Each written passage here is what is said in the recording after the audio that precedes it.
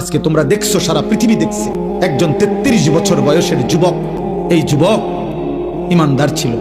আমার প্রিয় ভাই, আমার কলিজার টুকরা ভাই শহীদ শরীফ উসমান হাদি রাহমাতুল্লাহ আলাই, এই নওজোয়ান ইমানদার নওজোয়ান 5 ওয়াক্ত নামাজ সে পড়তো প্রতিদিন। খোদার কসম, ফজরের নামাজ সে জামাতে পড়তো, ফজরের জন্য বন্ধুদেরকে ডাকতো। ফজরের নামাজ পড়ে তার সংসদীয় এলাকা যেখান থেকে সে স্বতন্ত্র প্রার্থী হতে চেয়েছে সেখানে ওয়ার্কিং করত।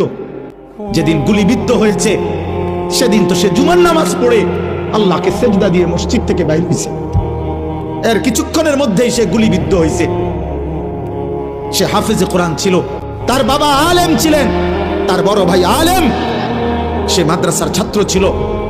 গোটা বাংলাদেশের লক্ষ লক্ষ আলেম, মুফতি, মুহাদ্দিস, পীর, বুজুর্গ, আউলিয়া, ইমাম, খতিব, মুয়াজ্জিন, তালেবে ইলম, হাফেজে কোরআন, বুড়া মানুষ, জওয়ান মানুষ, বাচ্চা মানুষ, আরে বাবা এই জাতির 18 কোটি মানুষ মনে হয় তার জন্য অঝরে চোখের পানি ফেলছে।